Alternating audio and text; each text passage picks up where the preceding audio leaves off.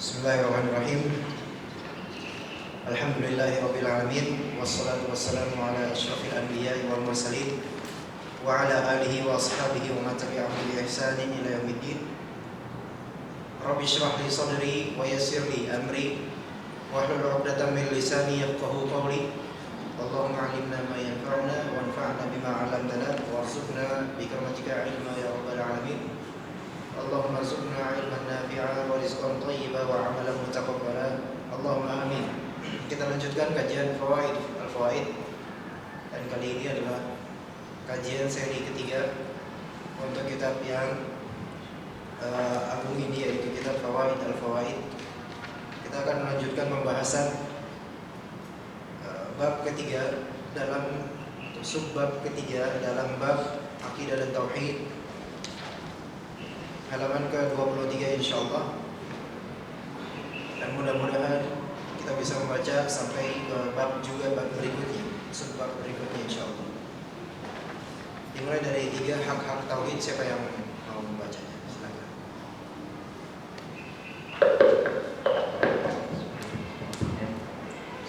Bab 3, hak-hak tauhid. Berbahagialah orang yang dapat menunaikan hak-hak Rabb-Nya. Ia mengakui kebodohan dirinya, mengakui keburukan perbuatannya, mengakui aib pribadinya, mengakui kelalaiannya dalam memenuhi hak Allah, dan mengakui kezalimannya di dalam interaksi antar sesamanya. Sehingga jika Allah Subhanahu wa taala menghukumnya di dunia karena dosa-dosanya, ia sadar benar bahwa hukuman itu semata-mata karena keadilannya. Adapun jika Allah tidak menghukumnya karena dosa-dosa tersebut, maka ia juga menyadari bahwa itu semata-mata karena kekurahannya. Mulai dari paragraf pertama, berbahagialah orang yang dapat menunaikan hak-hak Rabb-Nya. Dimulai dari ini, orang yang dapat menunaikan hak-hak Rabb-Nya. Pertama, siapakah Rabb itu? Siapakah Rabb itu? Dan juga apakah hak-hak Rabb? Pertama, siapakah Rabb? Rabb di sini berarti yang mengatur, yang menciptakan, yang memiliki. Hak-hak Rabb itu sudah tercantum di dalam kitab-kitab hadis. Dalam sebuah hadis Mu'adz bin Jabal, hadis yang sangat masyhur, bahwasanya suatu ketika beliau berboncengan dengan Rasulullah SAW. Kemudian Rasulullah SAW bertanya kepada Mu'adz, "Ya Mu'adz, atadri ma haqqullahi 'alal 'ibad wa ma haqqul 'ibadi 'ala Allah?" Wahai Mu'adz, apakah engkau tahu apa saja hak Allah atas hamba-hambanya dan apa saja hak hamba-hamba atas Allah? Hak Allah atas hamba-hambanya berarti hak ini milik siapa? Milik Allah Subhanahu wa taala atas hamba-hambanya untuk melakukan sesuatu demi menunaikan hak Allah Subhanahu wa taala. Dan apa saja hak hamba-hamba atas Allah, yaitu apa yang akan Allah berikan sebagai penunaian hak hamba. Kemudian Mu'adz pun menjawab, "Qultu Allah wa rasuluhu a'lam." Allah dan Rasulnya maha atau lebih mengetahui. Allah wa rasuluhu a'lam. Dari Allah wa rasuluhu a'lam itu kita bisa dapat faedah sebenarnya, yaitu apa hukumnya ketika kita ditanya suatu hukum syar'i, kita tidak tahu atau kurang tahu, kemudian kita katakan Allah wa rasuluhu a'lam. Apakah boleh atau tidak? Boleh atau tidak? Selama ini kita katakan Allahu a'lam, ya. Baik. Tapi boleh nggak misalnya kita bilang Allah wa rasuluhu a'lam? Nah, apa arti Allahu a'lam? Allah lebih mengetahui. Dalam perkara apa? Segalanya, baik perkara syar'i maupun duniawi, ya. Misal duniawi, antum yang menjadi pelajar ilmu umum misalnya, ilmu dunia, ditanya tentang apa itu ilmu antropologi, tahu gambarannya, cuman remang-remang. Itu bilang Allah alam. Boleh nggak berkata seperti itu? Boleh atau tidak? Boleh atau tidak? Boleh. Ya boleh.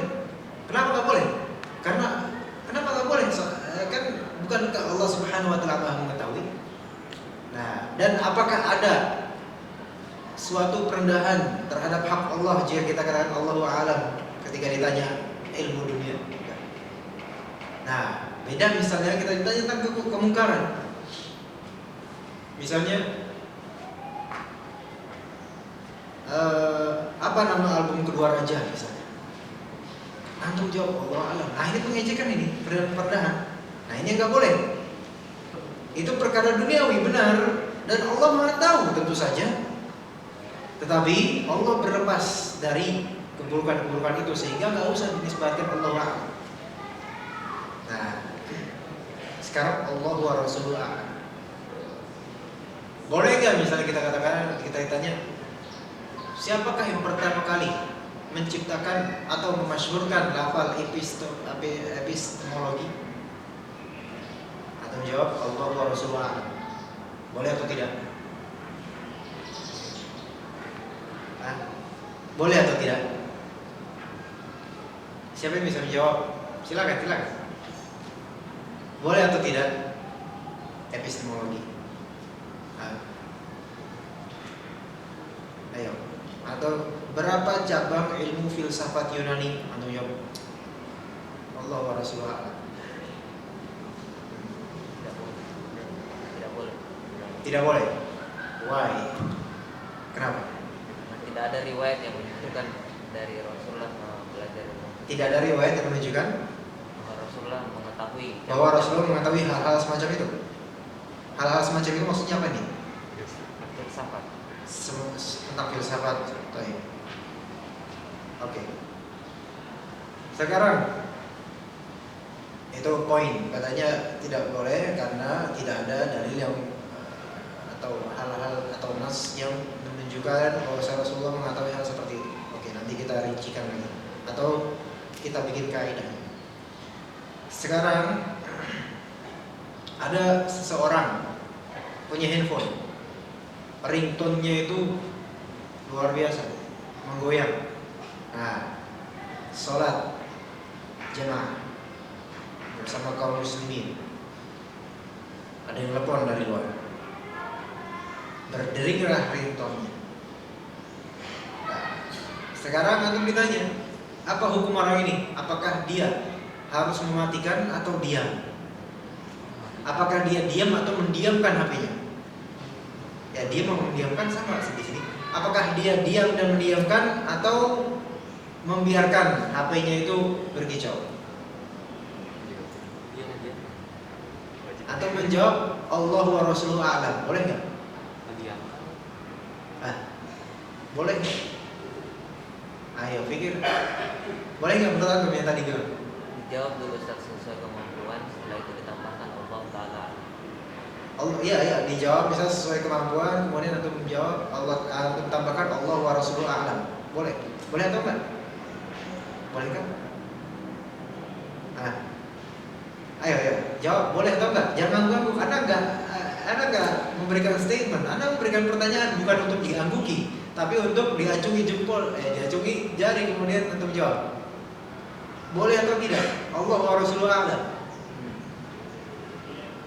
Boleh. Tidak boleh. Kenapa? Karena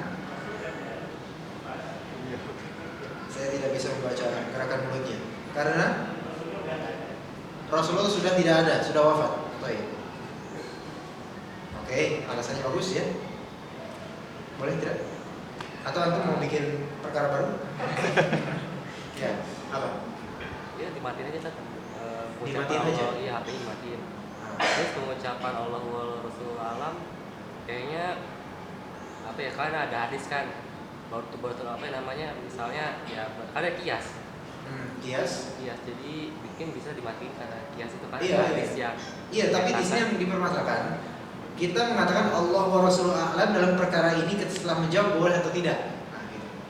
Ya masalah antum harus matiin atau banting atau jual setelah itu silakan berijtihad misalnya. Tetapi pengataan pelafalan Allah wa Rasuluhu a'lam setelahnya itu boleh atau enggak? Sah atau enggak? Sahih atau enggak? Nah, iya. Itu dia yang dipermasalahkan, bukan dipermasalahkan itu kasus lainnya untuk yang HP itu. Kalau tadi untuk dunia misalnya tentang filsafat kita bilang Allah wa Rasuluhu a'lam. Nah, ini perkara apa?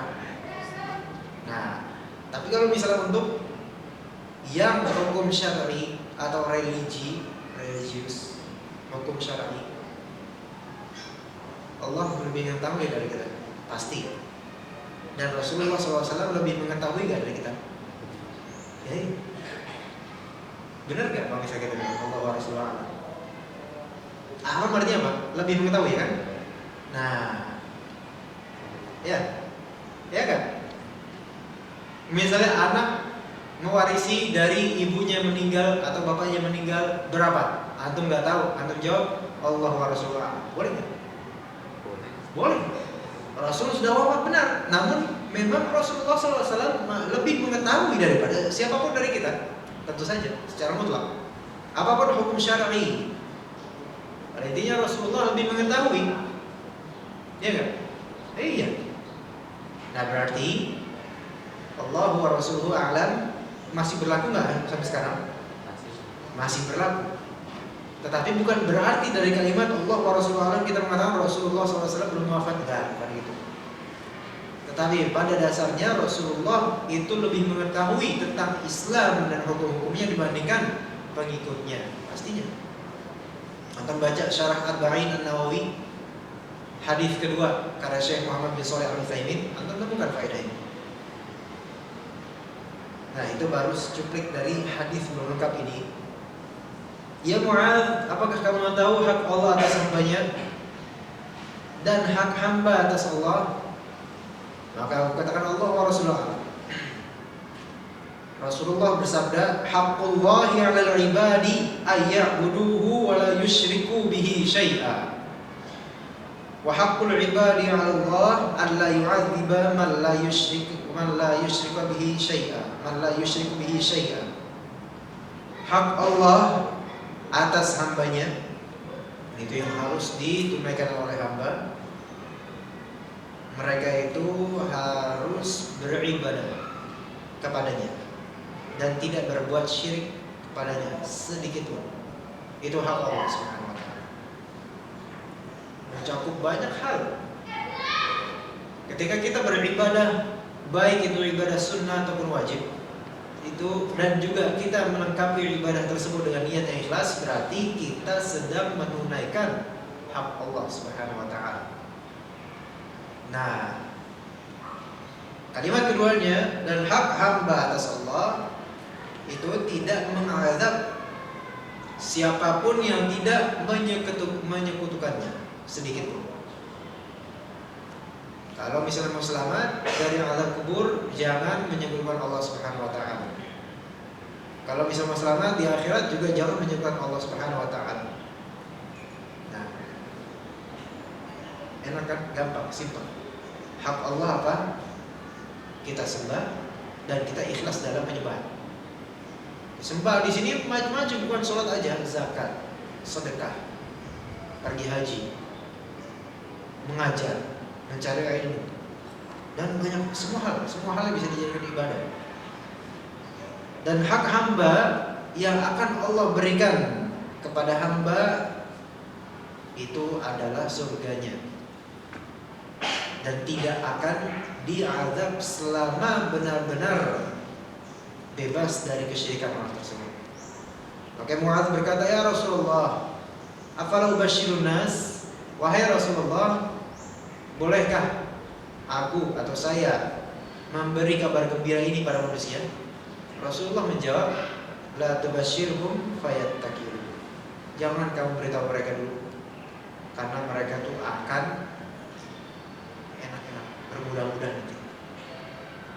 Nah, tapi hikmahnya ternyata sekarang semuanya bocor, semuanya dikasih tahu. Rahasia dikasih tahu, enaknya dikasih tahu. Mudah kan? Simple.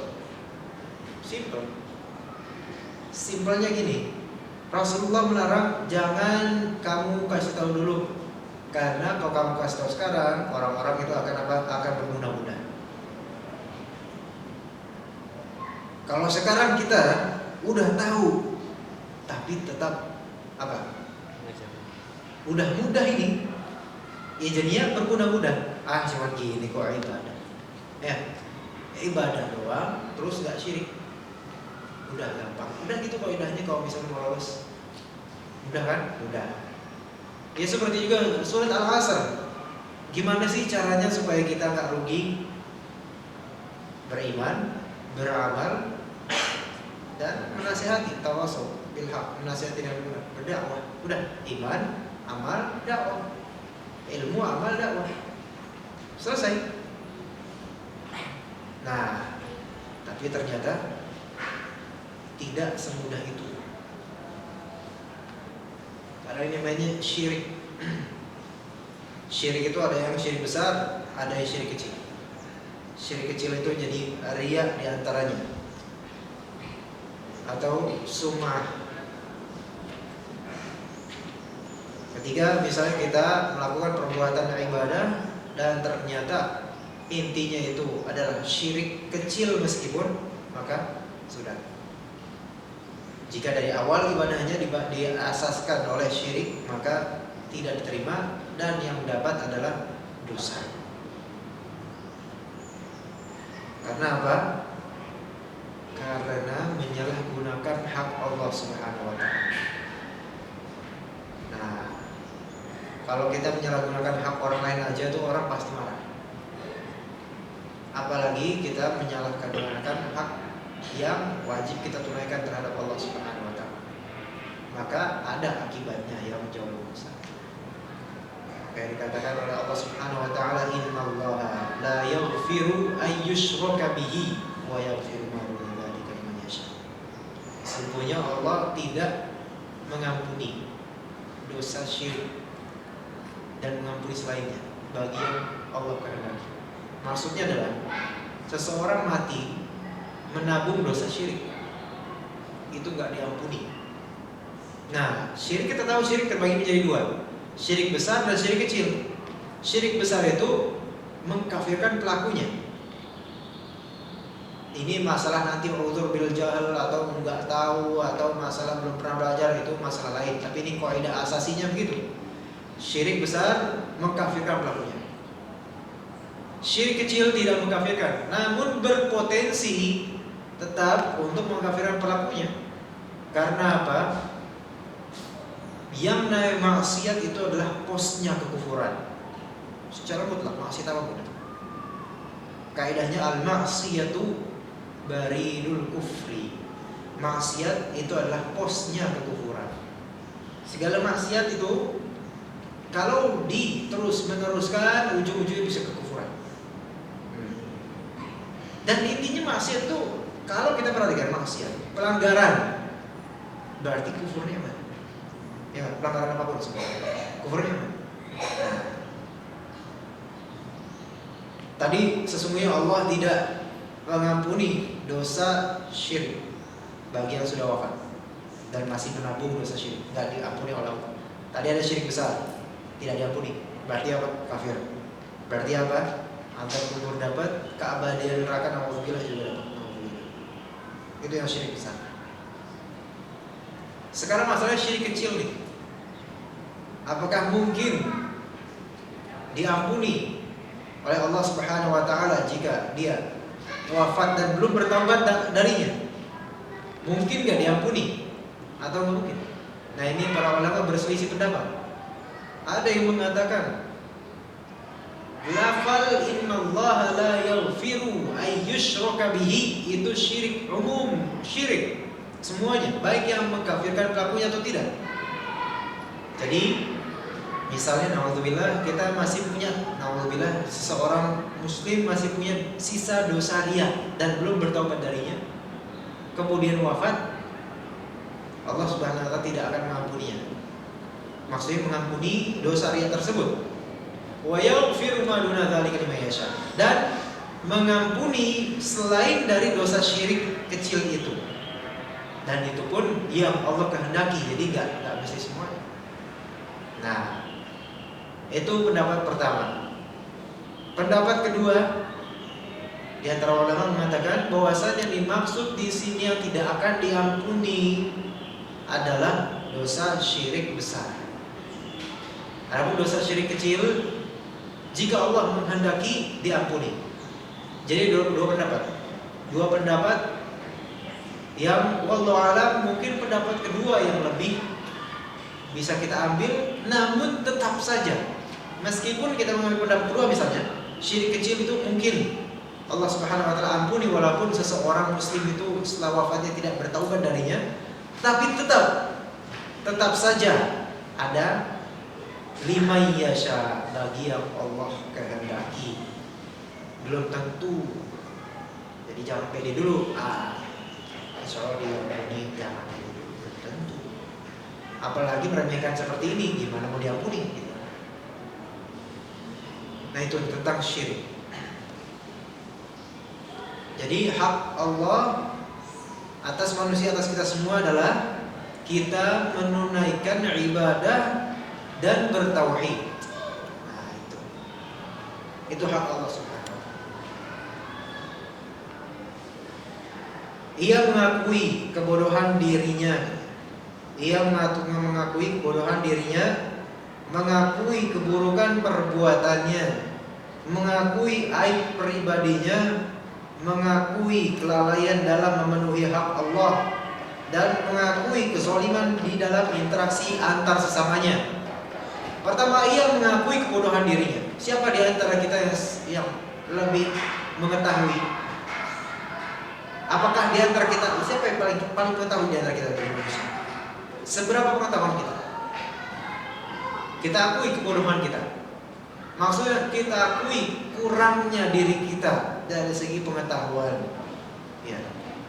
Dan juga dari segi sikap yang kadang-kadang kita tidak berdasarkan pemikiran yang matang.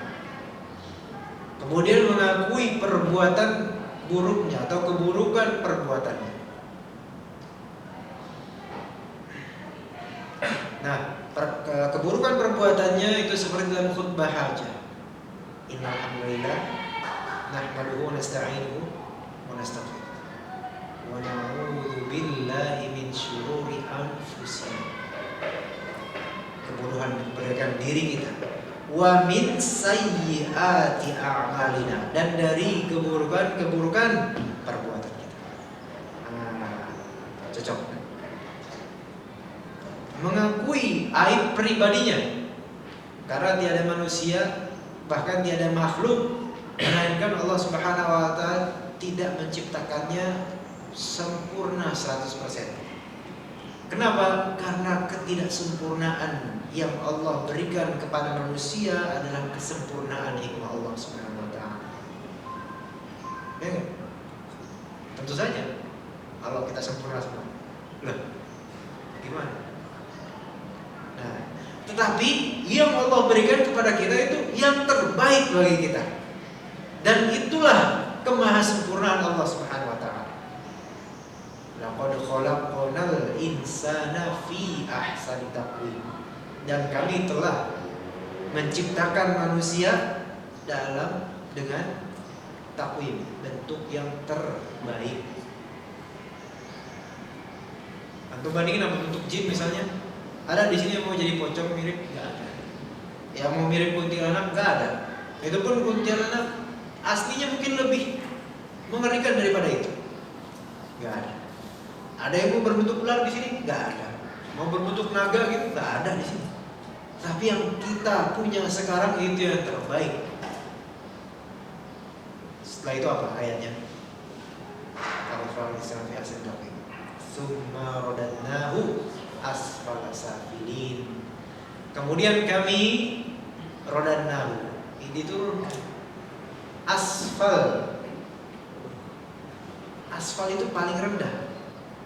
Mungkin aspal disebut aspal itu karena itu buat rendahan, buat jalanan doang.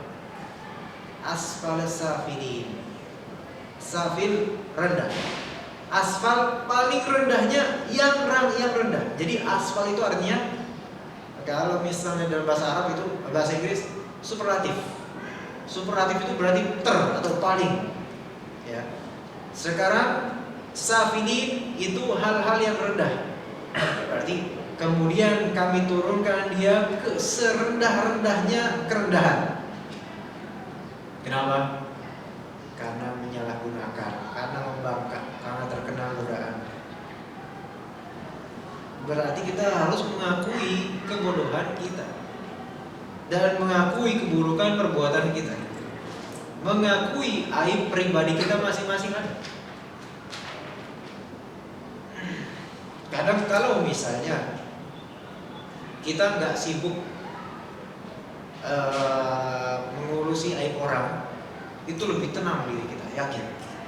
Tetapi memang kita sekarang terlebih sudah terbiasa di jaringan sosial. Kemudian kita biasa melihat berita di situs-situs, baik berita online atau berita di TV. Banyak hal maklumat yang kita ambil atau pengetahuan atau hal-hal yang bisa kita ketahui. Tetapi rata-rata itu apa? Rata-rata itu hal-hal yang sebenarnya ditinggalkan lebih baik dan dikonsumsi justru menjadi buruk. Ya, capek kan kita? Coba sehari, misalnya antum coba nggak punya HP, itu terasa sepertinya enak, kecuali bagi yang kerjanya di ini, nah, itu beda lagi. Enggak, kalau misalnya antum orang normal ya, nggak punya HP, putus koneksi internet, coba di desa bisa berpikir lebih jernih atau? Karena apa? Nggak ada yang bercampur nantinya. Coba aja. Atau begini, kita sekarang mungkin masing-masing punya Facebook ya. Buka Facebook, cobalah dalam seminggu antum nggak melihat berandanya, melainkan update status sendiri aja, update status ya. Tanpa melihat beranda sendiri. Jadi nggak ada status orang lain untuk kita baca. Bedakan dengan ketika kita masih sering baca status orang. Bedakan nih keruhnya di sini. Kenapa? Karena banyaknya orang yang bicara nggak terserah dia dan sebagainya. Nah, sakitnya di mana? Di sini. Beneran itu. Sekarang kita buka Opera Mini. Dalam Opera Mini kita buka, ternyata Anda nggak tahu kalau bisa punya anak, ex punya anak, bekas punya anak, Opera Mini nggak bisa buka beranda. Alhamdulillah. Nggak bisa melihat orang, nggak bisa melihat siapa. Yang bisa buka profil doang. Alhamdulillah. Dan terasa sekali. Nah, kemudian potong pandangan dari berita TV. Gak usah lihat situs-situs berita. Enak. Yakin, enak. Cobalah antum. Atau kalau bisa antum merem sehari. Gak ngeliat orang. Seneng diri antum. Alhamdulillah, Anda gak ngeliat fulan-fulan lagi. Anda gak lihat antum lagi. Karena kadang mata itu mengisyaratkan keburukan, kadang pandangan. Kadang-kadang dan orang Indonesia kadang-kadang kan malu-maluan, tapi ketika tatap kena. Maksudnya kena di sini perasaan kan, kan, gitu kan. Walaupun sama jenis, seperti ada sesuatu gitu dia. Matanya ini seperti ada sesuatu, padahal cuma hitam gitu aja, tapi dia menyimpan sesuatu. Coba kita tatap mata kucing, lama gitu. Nggak ada sesuatu. Tapi tatap mata manusia, bisa mata antum. Ada feeling nggak mas saya? Tatap mata manusia. Nah, karena ada kontak mata ini penting. Nah, itu hati-hati. Kemudian mengakui kelalaiannya dalam memenuhi hak Allah. Hak Allah apa? Satu, ibadah. Dan kedua, tidak berbuat syirik kepadanya.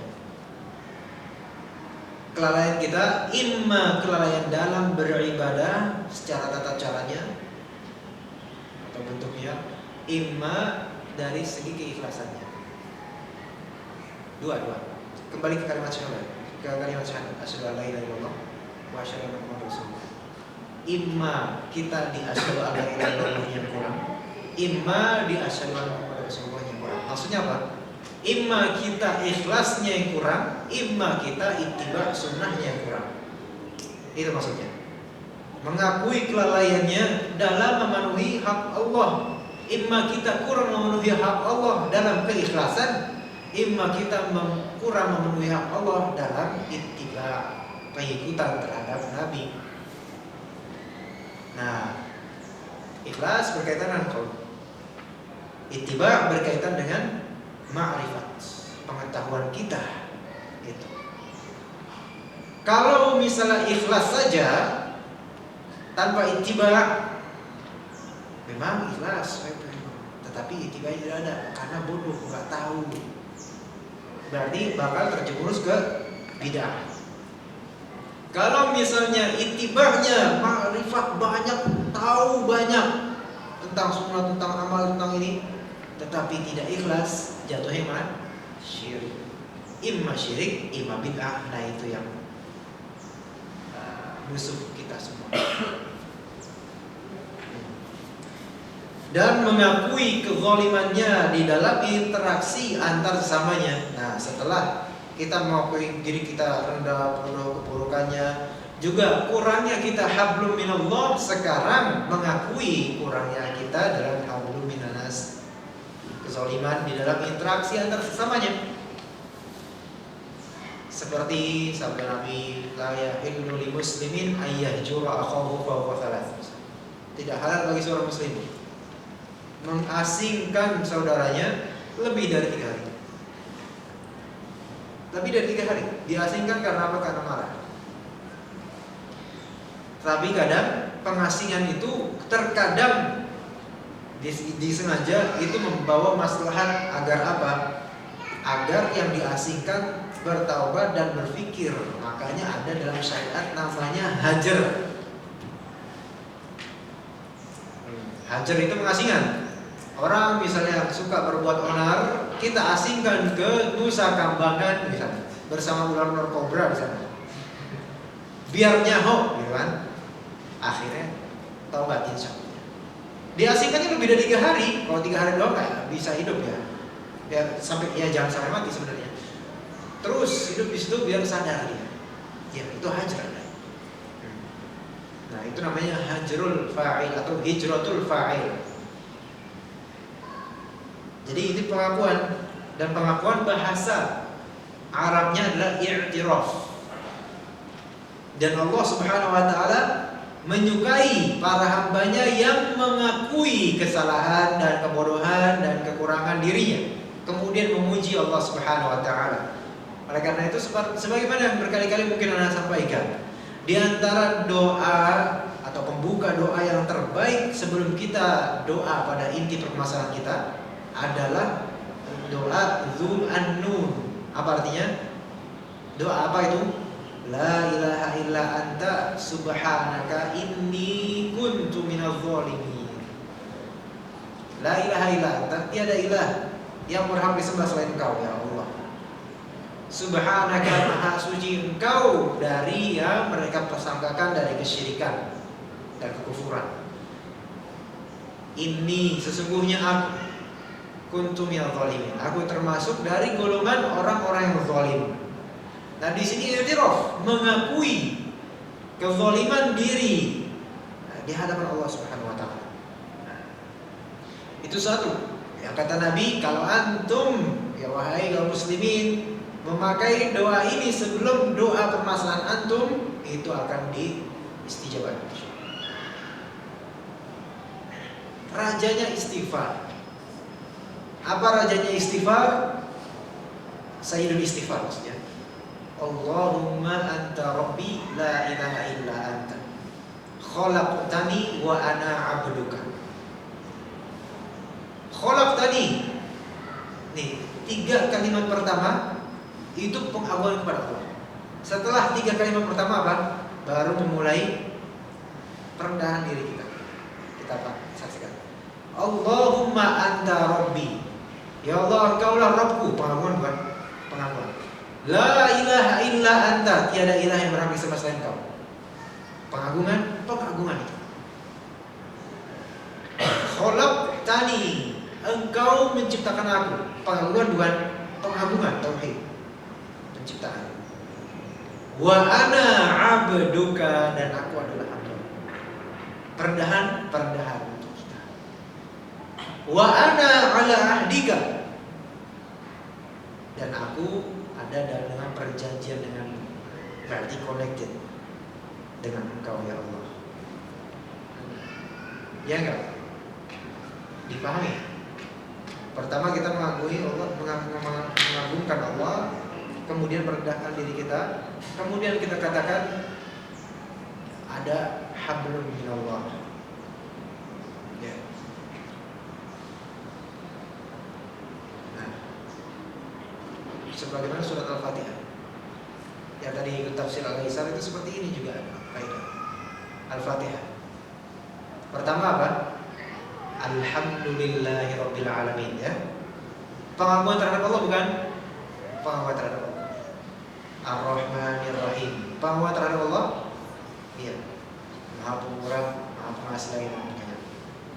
Maliki Yaumiddin. Raja, milik, hari pembalasan, Masya Allah. 3 ayat pertama pengagungan. Kemudian setelahnya iya karena aku ya karena kepada Engkaulah kami menghambakan diri. Sama kan? Sayyidul Istighfar itu doa terbaik, Al-Fatihah surat terbaik. Bisa nangkap pesirnya nggak di sini? Rahasia bisa ditangkap. Bahwasanya ketika kita ingin berdoa, angkat, pujilah Allah Subhanahu wa taala, kemudian rendahkan diri kita. Nah, rendahkan diri kita dan katakan kita ada koneksi dengan Allah Subhanahu wa taala. Kita ada ketersambungan dengan Allah. Iyyaka na'budu wa iyyaka nasta'in. Kita menghambakan diri sekaligus kita menyatakan adanya koneksi kita kepada Allah Subhanahu wa taala. Ya. Kepada Engkaulah kami beribadah dan kepada Engkaulah kami meminta pertolongan. Insyaallah. Tadi Allahumma anta rabbi, 1. La ilaha illa anta, 2. Khalaqtani, 3 kalimat sebagaimana 3 ayat Al-Fatihah. Yang keempat, wa ana 'abduka wa ana 'ala 'ahdika, koneksi. Mastata'tu, ya enggak? Semampu kami, semampu. A'udzu bika min syarri ma sana'tu. Aku berlindung kepadamu dari keburukan apa yang aku perbuat. Nah, a'udzubika min syarri ma sana'tu. Pas kan? Mengakui kebodohan dirinya, mengakui keburukan perbuatan. Wa abu'u laka bi ni'matika 'alayya, kemudian mengakui bahwasanya nikmatmu lah atasku. Engkau yang memberi. Wa abu'u bi dzambi, setelah mengakui nikmat Allah, mengagungkan Allah, merendahkan, dan aku mengakui bi dzambi, dosa-dosaku. Dah selesai. Setelah kita memuji Allah, kemudian merendahkan diri dan menyatakan kita ada hubungan dengan Allah, apa intinya? Faghfirli, ya. Antum hafal nggak sih sebenarnya? Mudah-mudahan hafal ya. Nggak hafalkan ini, hafalkan. Masya Allah, ini doa yang wajib untuk manusia, untuk muslim tuh hafal ini. Sebagaimana antum menghafal istighfar, hafalkan Sayyidul Istighfar sebagaimana antum menghafalkan istighfar. Faghfirli, dan ampunilah aku, itu intinya. Ya, Abu laka bi ni'matika ya wa abu dzambi faghfirli. Nah, selesai. Belum, kita puji lagi Allah Subhanahu. Fa innahu la yaghfiru dzunuba illa anta. Sesungguhnya tiada yang bisa menghapus dosa-dosa kecuali Engkau. Masya Allah, mantap. Makanya disebut Sayyidul Istighfar karena awal pujian, penghambaan, akhirnya masih pujian. Itulah doa yang terbaik, doa yang paling Allah cintai. Makanya kalau misal kita berdoa, Akui rendahnya kita dan akui kemahaesaan, kemahatinggian Allah Subhanahu wa taala. Dan sebutlah kita ini orang-orang yang zalim dan banyak salah. Kemudian sebutlah apa yang kita inginkan dari kebaikan. Minta pertolongan, minta ampunan, minta kenaikan, minta keilmuan, minta harta, minta kekayaan, silakan. Silakan. Minta kepada Allah Subhanahu wa taala.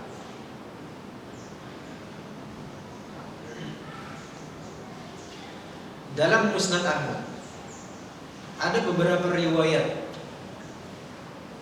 dari Abu Bakar As-Siddiq. Ada satu doa yang sering atau yang Nabi SAW berpesan kepada Abu Bakar agar berdoa dengannya di tiap akhir sholat. Imma ketika sujud terakhir, imma sebelum salam. Doanya adalah Allahumma inni zalamtu nafsi zulman katsira wa la yaghfiru dzunuba illa anta faghfir li maghfiratan min 'indik warhamni innaka antal ghafurur rahim. Gitu matanya. Allahumma, wahai Allah, inni zalamtu nafsi, sesungguhnya aku telah menzalimi diriku. Sekarang ayo kita perhatikan, kita caca satu persatu kalimat. Allahumma apa artinya ya Allah? Ya Allah. Baik. Ya Allah. Dalam kalimat atau kata dua ini, ya Allah, itu ada nggak pengagungan? Ada. Wahai sesembahan. Ya. Allahumma atau ya Allah itu pengagungan. Kita tidak meminta kepada teman. Kalau kepada teman cukup beri, atau kepada teman beri dong, kan? Tapi kalau kepada yang di atas kita, kita sebut nama terbaiknya atau nama-nama yang ia sukai. Ya Allah, Allahumma. Ya, enggak kita bilang ighfirli. Kita gitu. Enggak sopan. Amal paduka raja aja enggak mungkin kita kayak gitu. Apalagi sama rajanya, para raja. Nah, Allahumma pengakuan. Anta Rabbi, apa itu? Saya tulis istighfar itu. Allahumma inni zalamtu nafsi zulman katsira. Sesungguhnya aku menzalimi diriku kezaliman yang banyak. Nah, lagi-lagi setelah mengangkat atau memuji Allah Subhanahu wa taala dengan isimnya, namanya, kita merendahkan kita, mengakui kezaliman kita. Kemudian memuji lagi, wala yaghfirudz dzunuba illa anta, dan tiada yang mengampuni dosa-dosa melainkan Engkau ya. Nah, sudah. Setelah memuji, merendahkan diri, memuji lagi, baru masuk ke intinya. Faghfirli maghfiratan min 'indik. Maka ampunilah aku dengan suatu pengampunan dari Engkau. Warhamni, dan berilah aku kasih-Mu. Innaka antal ghafurur rahim. Lihat endingnya. Sesungguhnya Engkau Maha Pengampun lagi Maha Penyayang. Nah, lihat di sini, innaka antal ghafurur rahim atau wa huwal ghafurur rahim. Kenapa ghafur disandingkan dengan rahim? Kenapa? Yang pernah belajar tafsir dengan kita di Rawal Bambu tahu mudah-mudahan. Rahim. Rahim itu ditafsirkan oleh ulama khusus untuk mukminin, bukan? Khusus untuk mukminin. Itu ghafur apa artinya? Nah, ya udah. Orang kafir diampunin enggak? Enggak bakal diampunin selama belum masuk Islam. Makanya ghafur rahim itu khusus untuk orang beriman. Orang kafir nggak bisa, nggak dapat. Ghufran nggak dapat. Ya, rahmat dari sifat rahimnya Allah Subhanahu Wa Taala itu khusus untuk kaum mukminin. Sehingga jika Allah menghukumnya di dunia karena dosa-dosanya, ia sadar benar bahwa hukuman itu semata-mata karena keadilan Allah Subhanahu Wa Taala. Dan itu salah satu tadabbur terhadap nama Allah Subhanahu wa taala Hakim. Allah Maha Adil. Ya. Allah Maha Adil. Misalnya kita mendapatkan hukuman di dunia karena dosa-dosa kita.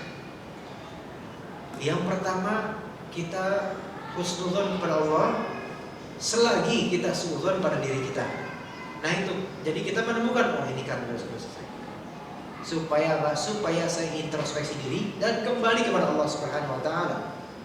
Maha Adil Allah Subhanahu wa taala. Adapun jika Allah tidak menghukumnya karena dosa-dosa tersebut, maka ia juga menyadari bahwa itu semata-mata karena kemurahannya. Tapi yang kaidah yang terakhir ini bisa juga istidraj, yaitu diangsur-angsurkan oleh Allah Subhanahu wa taala, ditangguhkan sampai di masa tertepatnya yang Allah kehendaki, tiba-tiba hancur begitu saja. Dan tiada seorang pun dari orang kafir yang tetap pada kekafirannya, melainkan itu merupakan istidraj. Itu merupakan istidraj. Walaupun mungkin kita juga mengatakan Allah Subhanahu wa taala Maha Pemberi hidayah, bisa dengan kehendak Allah. Tetapi keumuman orang-orang kafir itu sekarang diberikan apa oleh Allah? Dunia untuk mereka semua. Istidraj. Kita lihat malam-malam acara televisi, tayangan-tayangan seperti itu. Ya, dengan megahnya lampu di mana-mana. Itu istidraj, bukan istidraj. Kelak Allah akan menghancurkan mereka semua. Ya. Percaya. Itu istidraj semua. Biarkan mereka enak. Seperti yang dalam surat Muhammad mensifati orang-orang kafir. Ya'kulun, mereka makan. Wa yatamatta'un, dan mereka tuh bertamattu'. Tamattu' itu artinya pena-penaan. Seperti mut'ah kan artinya pena, nikah pena dewi ya. Mut'ah, tamattu' ya. Nah, enak-enakan, ya'kuluna wa yatamatta'una. Terus habis itu wan naru mathwal lahum, dan neraka itu tempat kembali mereka. Biarin aja, biarin. Aku akan yatamatta'una, seperti binatang ternak, biarin. Ntar wan naru mathwal lahum, dan neraka. Udah, kalau udah sampai neraka ya udah, nggak bisa apa-apa lagi. Orang itu juga menyadari, ini Anda baca dulu ya. Orang itu juga menyadari bahwa kebaikan yang diperbuatnya semata-mata adalah karunia dan sedekah atau anugerah dari Allah Subhanahu wa taala. Jadi tidak layak untuk menjadi pembanggaan di atas manusia lainnya. Jika Allah menerima amalan itu, maka yang demikian merupakan karunia dan sedekah yang lain lagi untuknya. Sedangkan jika Allah menolaknya, ia menganggap kualitas amalannya itu memang belum patut ditujukan kepadanya. Ini seperti tadi stepnya. Yang paling pertama apa? Kita husnudzon kepada Allah dan kita suudzon terhadap diri kita.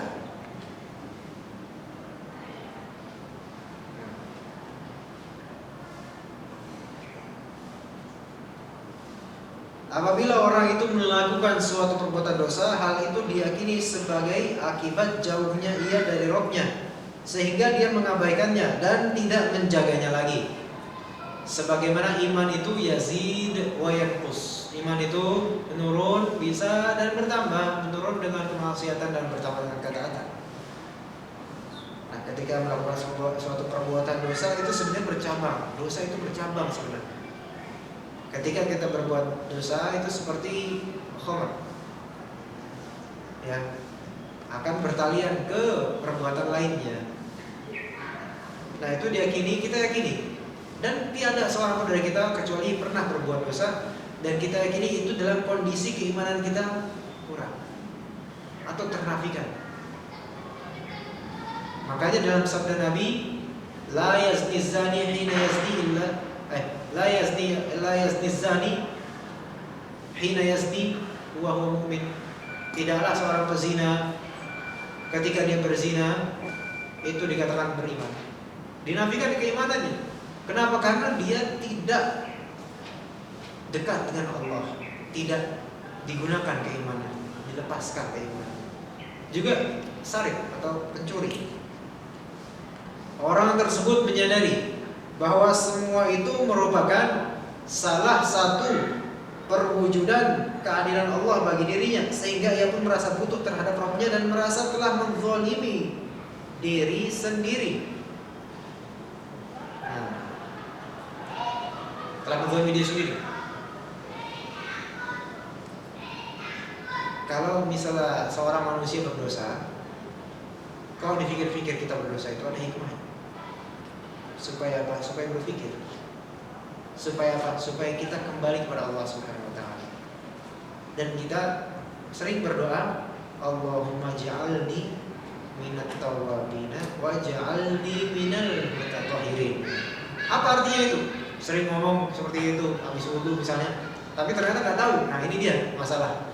Allahumma ja'alni, ya Allah. Lihat diawali dari apa? Pengagungan terhadap Allah. Ij'alni, jadikanlah aku termasuk golongan orang-orang at-tawwabin. Apa artinya? Tawwabin, tawwab, apa arti tawwab? Yang sering bertaubat berulang-ulang. Kenapa? Karena hikmahnya yaitu berdosa, taubat, dosa, taubat, dosa. Gitu. Itu hikmahnya. Jadi ada semacam regenerasi, pertaubatan.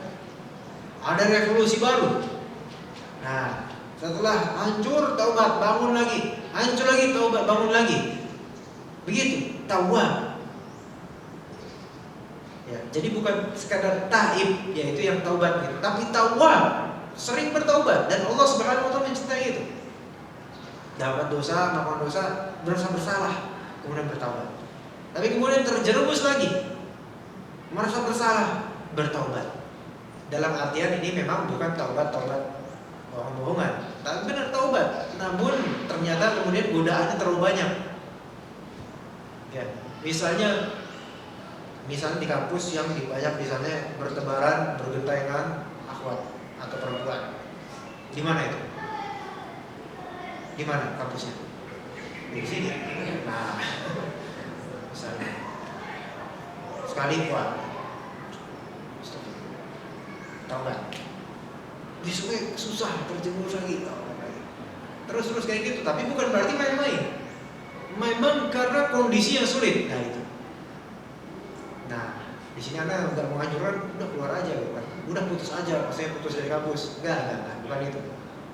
Tapi tahan sampai 4 tahun, kalau perlu merem aja, biar tenang. Jadi ketemu teman, organisasi, ya, kajian, merem aja. Nah, jadi orang yang melakukan dosa, kalau dia merasa bersalah kemudian ingin taubat, dia akan menyadari bahwa saya di balik dosa, di balik perbuatan dosanya itu ternyata berhikmah. Ya. Mungkin pernah di antara kita lama gitu, nggak pernah menangis di hadapan Allah. Mungkin nggak? Ya benar-benar mungkin. Lama.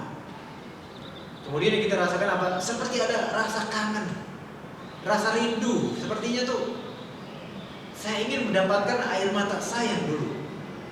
Kemana perginya air mata saya? Dicari-cari bagaimana caranya supaya saya mendapatkan air mata saya dan sesenggukan saya seperti yang dulu. Bagaimana saya mendapatkan tergigilnya saya ketika itu. Tetapi nggak ada, karena nggak direkam. Nah, kangen, pengen seperti itu. Akhirnya mencari wasilah, yaitu perantara bagaimana caranya supaya kita bisa seperti dulu lagi. Nah, itu satu step yang bagus. Ketika sudah lama kita tidak mencurahkan perasaan kepada Allah, lama kita tidak nangis di hadapan Allah, itu ada hikmahnya. Nah, tahu kan? Dua bulan misalnya nggak pernah saya menangis misalnya. Berpikir pada Allah. Kemudian baru bermuhasabah, ternyata yang membuat mampetnya air mata keluar itu adalah kerasnya qalb. Nah, qaswatul qalb. Jadi antum jangan kira orang tugas. Kadang kalau misalnya kita lihat beberapa ustaz itu tugas, dalam dakwah itu tugas. Namun ketika di hadapan Allah itu seperti orang yang antum sentil tuh kayak jatuh. Bisa. Antum jangan kira misalnya serem, ketemu yang serem beribadah. Namun kalau misalnya antum mengintip ibadahnya di hadapan Allah dalam kesedihan dia, itu antum mungkin pada saat itu antum sentil itu dia jatuh saking lemahnya di hadapan Allah Subhanahu wa taala. Tapi antum dapatkan orang yang kelihatannya lembut, ramah, enak, tapi ternyata dia orang yang tidak pernah mengingat Allah. Tapi tetap aja kita menghukumi apa yang zahir dan bagi kita. Hanya minimal kita berhusnuzon, itu aja. Nah, orang yang sudah lama tidak menangis, ia akan merasa kangen. Karena apa? Ia butuh energi yang sudah hilang dari dirinya. Sebagaimana handphone itu butuh cas atau butuh charging. Dia butuh itu. Sekarat dirinya. Dia butuh koneksi terhadap Allah Subhanahu wa taala. Ada seseorang, saya punya teman di tanah Sunda. Dia dakwah di kampung. Ada seorang bapak-bapak. Dia bertahun-tahun sejak muda nggak pernah nangis. Nggak pernah nangis.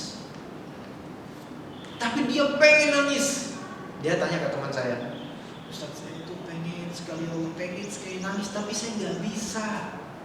Saya memaksa diri untuk menangis, nggak bisa. Saya baca Al-Quran mau menangis, nggak bisa saya. Gimana caranya? Ya susah kok kayak gitu. Susah. Karena ini berkaitan dengan qalb. Dan Allah Subhanahu wa taala tidak akan mengubah suatu kaum kecuali kaum itu mengubahnya. Bagaimana dia berusaha ini?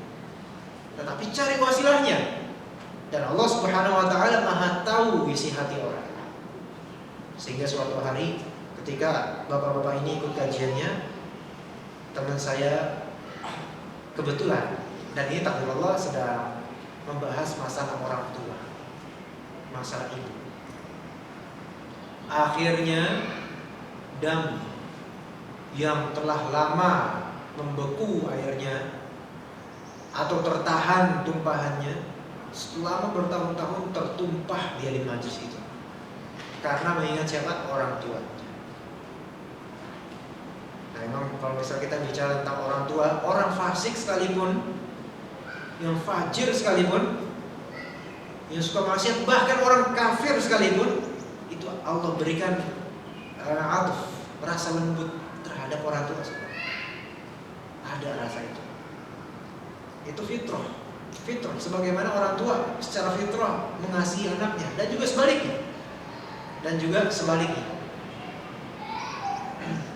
Jadi misal di antara kita hari-hari ini tuh terasa kok berat, kemudian rasanya itu kangen terhadap suatu momen dalam kesendirian kita terhadap Allah Subhanahu wa taala. Sepertinya kita ingin menyendiri saja.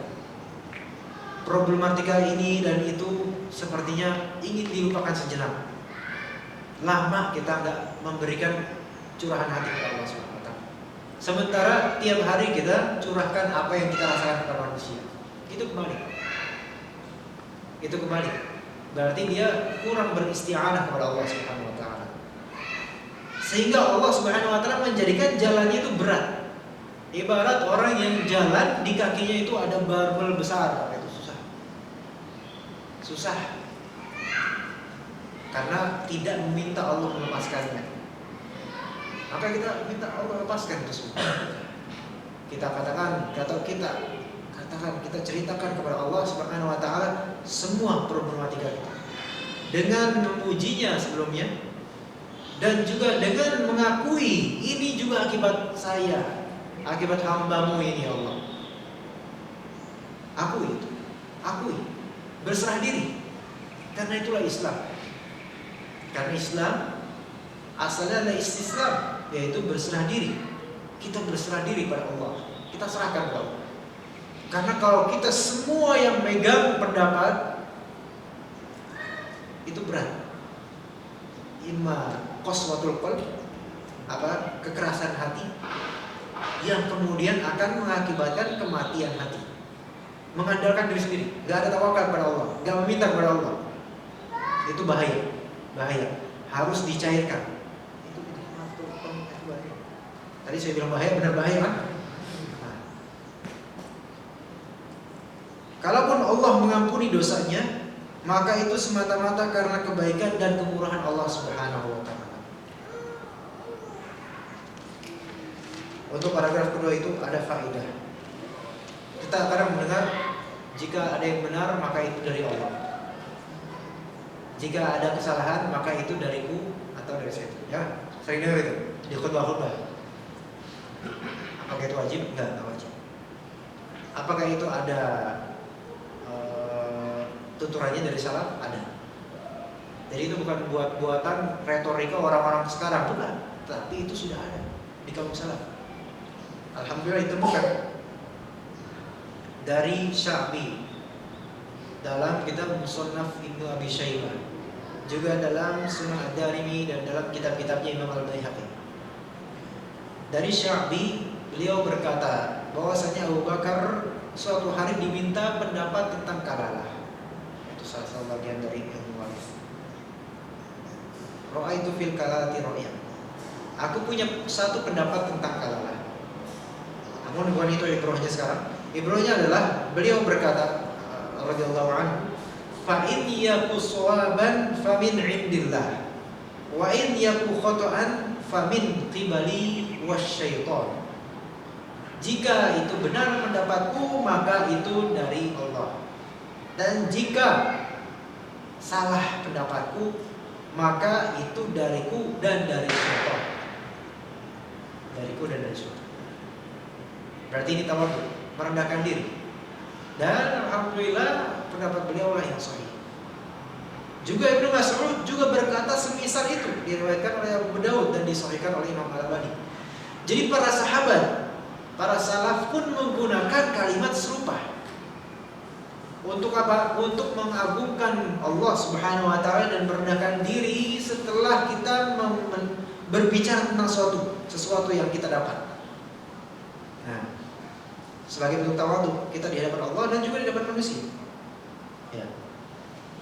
Itu faedah. Kemudian silakan dibaca, tolong dibaca halaman 24. Yang baca siapa tadi? Ya, oke.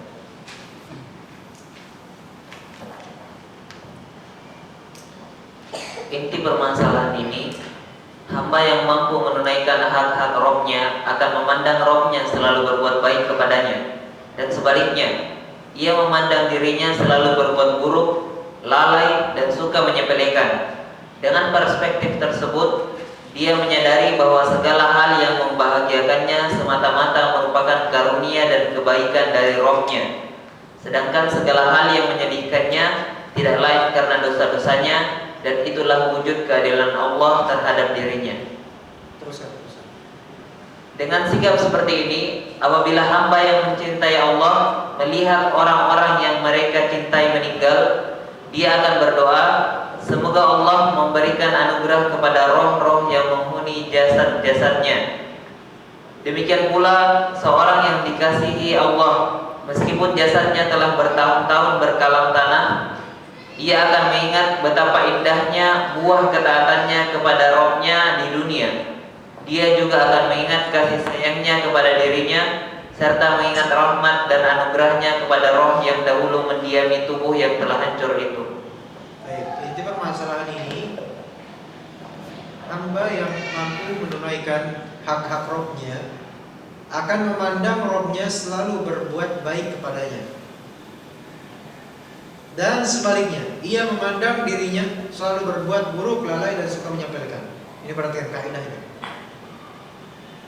Seorang hamba yang mampu menunaikan hak-hak Robnya, itu dia akan mendapati dua karakter. Karakter pertama, ia memandang Allah Subhanahu wa taala dengan sebaik-baik pandangan, yaitu selalu berbuat baik kepadanya, yaitu Allah Subhanahu wa taala selalu memberinya kebaikan. Dia memandang itu husnudzon selalu pada Allah. Dan dia memandang dirinya selalu berbuat buruk, lalai, dan suka menyepelekan. Berarti dua, husnudzon terhadap Allah dan suudzon terhadap diri sendiri atas kelalaian diri. Itu ciri karakter orang yang bertauhid. Orang yang menunaikan ibadah dan juga tauhid semampunya dia, sesempurnanya dia. Itu dua karakter. Dia tidak putus asa pada takdir Allah. Dia husnudzon terhadap Allah, dan dia suudzon terhadap dirinya jika terjadi kesalahan. Itu. Coba antum bedakan dengan pecinta dunia, beda jauh. Antum bedakan dengan orang-orang sekuler, beda, kebalik. Orang sekuler akan suudzon terhadap Allah dan husnudzon pada diri mereka sendiri, seperti yang terjadi akhir-akhir ini. Akan menghina Rabb Allah Subhanahu wa taala, meskipun dengan label Tuhan atau dengan label umum, tetap penghinaan untuk Allah Subhanahu. Karena apa? Karena mereka husnudzon pada diri mereka sendiri, tapi mereka suudzon terhadap Allah Subhanahu wa taala, mencela syariatnya. Jelas yang mana yang benar, yang mana yang sesat, itu jelas. Gak ada yang remang dalam masalah ini, gak ada yang remang. Antara yang menunaikan hak-hak Allah dengan yang memang tidak pernah sholat, itu kelihatan jelas. Pernah saya waktu di UI dulu, ada namanya festival Timur Tengah namanya, mengundang berbagai kampus. Salah satu UNJ dulu saya kalahkan dua, alhamdulillah, di presentasi tentang bahasa Arab. Tapi kemudian di tahun 2011 saya melihat ada satu kampus perwakilan. Kata teman saya, kampus ini disebabkan pada Islam. Nah, ketika dilihat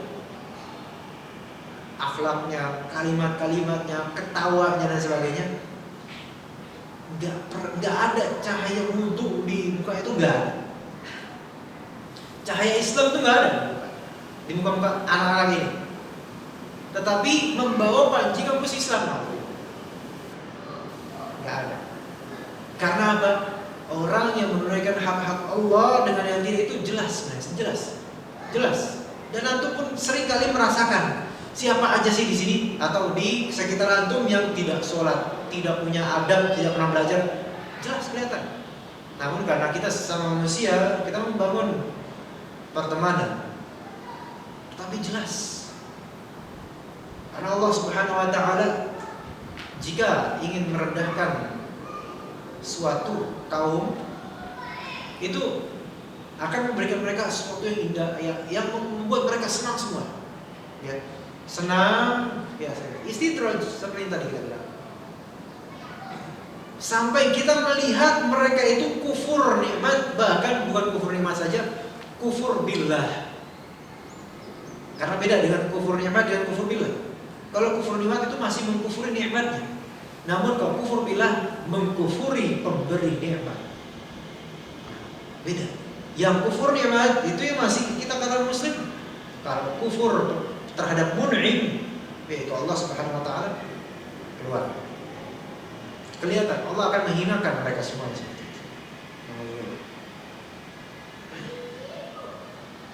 Dengan perspektif tersebut, dia menyadari bahwa segala hal yang membahagiakannya semata-mata merupakan karunia dan kebaikan dari Rabb-Nya. Sedangkan segala hal yang menyedihkan tidak lain karena dosa-dosanya, dan itulah wujud keadilan Allah terhadap dirinya. Sebagaimana tadi perkataan sahabat Abu Bakar dan Abdullah bin Mas'ud. Kalau misalnya kebaikan, maka itu dinisbatkan kepada Allah Subhanahu wa taala. Kalau misalnya ada keburukan, maka itu dari diri kita atau dari syaitan. Karena tidak ada seorang pun dari kita melainkan ada syaitan qarin yang selalu membisikkan kita. Dengan sikap seperti itu, apabila hamba yang mencintai Allah, dia melihat orang-orang yang mereka cintai meninggal, dia akan berdoa kebaikan. Semoga Allah memberikan anugerah kepada roh-roh yang menghuni jasad-jasadnya. Maksudnya dia akan mencintai saudaranya yang meninggal pun dicintai. Nah di sini katakan melihat orang-orang yang mereka cintai meninggal. Apakah semua yang disebut kita cintai, lalu kita doakan kebaikan setelah meninggalnya? Iya, kalau dia muslim. Kalau kafir nggak boleh. Kalau kafir tidak boleh. Jadi di sini ada permasalahan mendoakan orang-orang kafir. Nah, ini ada tema tersendiri. Mendoakan orang-orang kafir. Bagaimana manhaj Ahlus Sunnah wal Jamaah dalam mendoakan orang-orang kafir? Bukan manhaj Ahlul Takra wal sepak bola. Imam Nawawi menghikayatkan ijma' dalam syarah Sahih Muslim bahwasanya dilarang mendoakan pengampunan terhadap orang kafir. Tetapi kalau misalnya mendoakan hidayah bagi mereka boleh? Boleh. Tapi mendoakan pengampunan boleh? Gak boleh. Beda di sini. Kita mendoakan hidayah beda sama mendoakan pengampunan terhadapnya. Beda. Mendoakan pengampunan berarti supaya apa? Supaya bersih dia dosanya dan tetap kufur. Sedangkan mendoakan hidayah yaitu menuju Islam, baru setelah itu diampuni. Itu bedanya. Nah, sekarang bolehkah kita mendoakan pengampunan bagi orang kafir yang telah mati? Tidak boleh meskipun itu orang tua sendiri. Tidak boleh. Dan Rasulullah SAW saja mengatakan Allah Subhanahu wa taala tidak mengizinkan aku meminta pengampunan terhadap ibu, tetapi mengizinkan aku untuk menziarahi kuburan ibuku. Dan yang lebih sahih bahwasanya ayah dan ibu Nabi itu wafat dalam keadaan tidak muslim. Itu sudah ada nasnya. Final. Terus apa artinya fitnah? Ya. Di sini nggak masalah bapaknya, ibunya seorang nabi kafir dengan ada nas, tidak masalah. Loh, istrinya nabi juga ada yang kafir, anak-anaknya nabi juga ada yang kafir. Ibrohnya bukan di nasab, ibrohnya di hidayah, dapat apa enggak? Itu. Ya. Kemudian bolehkah kita mendoakan hidayah bagi orang kafir? Boleh. Dalilnya di antaranya Abu Hurairah mempunyai ibu. Ibunya itu adalah penentang Abu Hurairah dan Rasul. Ketika Abu Hurairah mendakwahkan kepada ibunya untuk masuk Islam, justru ibunya berbalik menjelek-jelekan Nabi di hadapan Abu Hurairah. Ya, nabinya di tempat lain, namun disifati Nabi dengan karakter-karakter yang buruk sekali. Sampai Abu Hurairah kemudian menangis sakit hati. Karena apa? Nabinya dicaci oleh ibunya sendiri. Nah, kemudian Abu Hurairah berlari kepada Rasulullah SAW sambil menangis, melaporkan, ya Rasulullah, doakan ya Rasulullah, doakan ibuku, doakan ibuku, ya Rasulullah, doakan ibuku. Rasulullah pun berdoa, Allahumma hdi ummi Abi Hurairah. Ya Allah, nah, Allah lagi, ya Allah, paman, ihdi, berilah hidayah kepada ibunya Abu Hurairah. Kemudian Abu Hurairah pulang. Dia pulang kemudian mendapati ibunya, ibu sedang mandi. Kemudian memakai kerudung dan semacamnya, ibunya itu. Langsung melapor ke Abu Hurairah. Anakku, aku bersaksi tiada ilah yang berhak disembah selain Allah dan tiada Rasul, saya Rasulullah Muhammad adalah Rasulullah. Langsung masuk Islam dengan doa Nabi. Langsung masuk Islam. Hidayah dari Allah. Maka Abu Hurairah pun menangis. Kemudian kembali kepada Rasulullah, mengabarkan berita ini kepada Rasulullah. Dan Abu Hurairah radhiyallahu anhu kemudian meminta kepada Rasulullah, wahai Rasulullah, doakanlah aku dan ibuku sebagai orang yang mencintai kaum muslimin dan dicintai kaum muslimin. Maka Abu Hurairah dan ibunya pun didoakan oleh Rasulullah sebagai dua orang yang mencintai kaum muslimin dan yang kaum muslimin mencintai dua orang. Akhirnya dicintailah mereka dan mencintailah mereka. Doanya Rasulullah terhadap orang, terhadap sahabatnya dan terhadap ibunya. Nah, di sini kita bisa mengambil ibrah Ketika misalnya orang tua kita belum Allah beri hidayah, kita sudah mendakwahinya dengan baik-baik, ternyata dilawan. Mintalah petunjuk kepada Allah Subhanahu wa taala dan perkuatkanlah qalbu kita untuk bertegar diri, dan kuatkanlah dengan doa dari orang lain juga.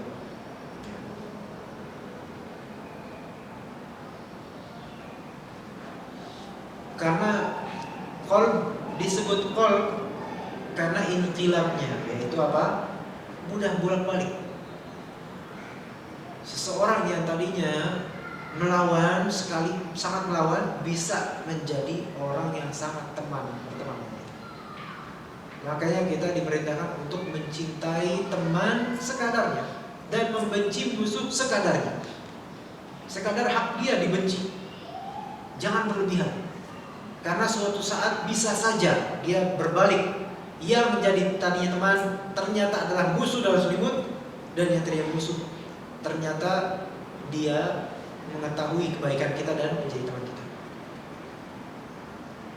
Rasulullah SAW meminta kepada Allah Subhanahu wa taala agar salah satu dari dua orang ini memperkuat Islam. Siapa? Abu Jahal dan Umar. Yang ketika itu adalah dua orang yang paling melawan Islam, yang mana neraka itu sudah benar-benar terlihat di dalam gencarnya permusuhan mereka. Tapi dengan doa Rasulullah, Allah Subhanahu wa taala menjawabnya. Umar dengan hikmah dari Allah Subhanahu wa taala, Allah pilih dengan kekerasan yang dimiliki Umar menjadi tonggak Islam itu. Jadi jangan remehkan orang-orang yang misalnya sekarang mungkin kita lihat dia begitu dahsyatnya dia melawan kita. Bisa jadi dengan doa orang-orang yang ikhlas dan doa orang-orang soleh dan berilmu, itu Allah istijabah sehingga berbalik. Jadi jangan putus harapan. Misalnya kita mendapati perlawanan di keluarga, perlawanan di masyarakat, perlawanan di kampus, perlawanan dimanapun. Ketika kita tetap istiqomah, Allah Subhanahu wa taala akan memberikan kita reward. Yang paling penting itu ini, tenang. Ala bizikrillah tatmainnul qulub. Suatu hari Anda pernah bertanya pada dosen tafsir, Anda masih ingat waktu di kampus. Pertanyaannya simpel di kajian tafsir. Ini dosen yang alhamdulillah aku uhibbu fillah. Ana bertanya pada beliau setelah sesi ya tanya jawab lah, bukan kajian, dars biasa kitab Fathul Qadir tafsir. Ana bertanya simpel aja, mata Nasrullah. Mata Nasrullah, apa artinya? Kapan kemenangan dari Allah? Udah gitu aja. Jawaban Qur'annya apa? Ala inna nasrullahi qarib. Sesungguhnya kemenangan dari Allah itu dekat. Ya kan? Jawaban dari Quran seperti itu. Tetapi apa tafsirannya? Apa maksudnya ini? Kita gak menang-menang kan? Apa maksudnya ini? Kemenangan Allah itu dekat. Hari kiamat itu dekat. Ya kan? Yang ketika sudah terjadi kiamat, Allah akan pasti memenangkan yang adil, yang benar, yang hak. Pasti. Itu pertama. Kemudian jangan kita mencari legalisir kemenangan secara formal, melainkan lihat kemenangan di sini. Ketika antum dihujat, dicaci maki, dihina oleh masyarakat di sekitar, tapi ketika ini tenang, itu antum menang atas mereka. Menang. Tetapi ketika antum hanya disentil sekali, kemudian antum masuk, bisa antum kalah oleh sentilan kecil. Itulah kemenangan.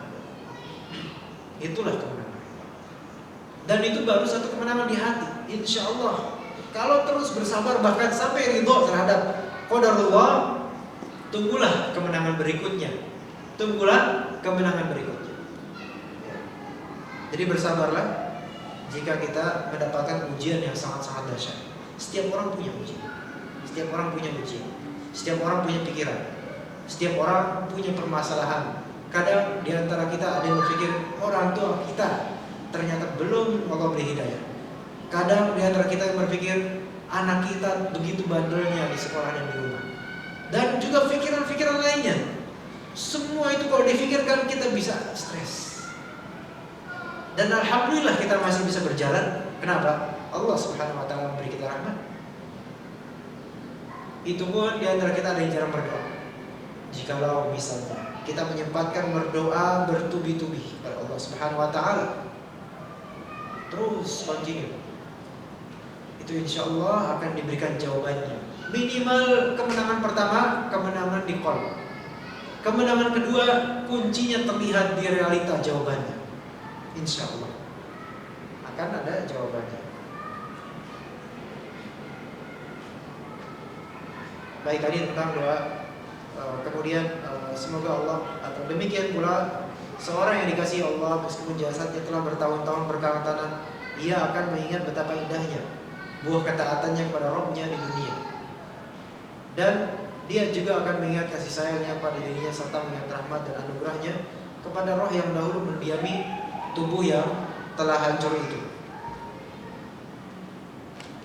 Kita mendoakan orang kafir untuk hidayah. Minimal kita mencontohkan yang terbaik di mata orang kafir, supaya mereka mendapatkan hidayah, menjadi wasilah perantara hidayah.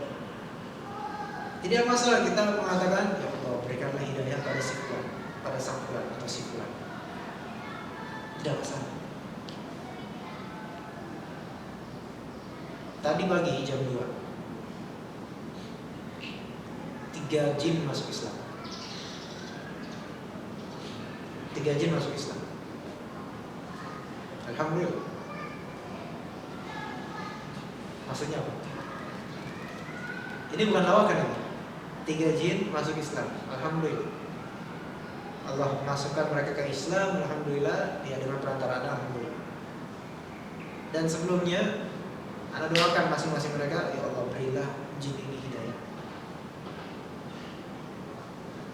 Bingung kan? Khurafat ya? Jin beneran. Jin yang tadi setan yang terkutuk. Jin. Dia besar bukan pertama kali. Enggak. Ya ini kebetulan aja. Maksudnya tadi pagi. Korelasi dengan ini kita mendoakan untuk orang yang kafir, yaitu jin yang merasuki tubuh manusia.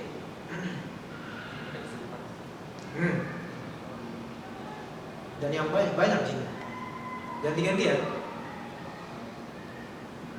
Dan yang dibaca dari itu bahwasanya mereka itu subhan. Rata-rata gitu santet kan.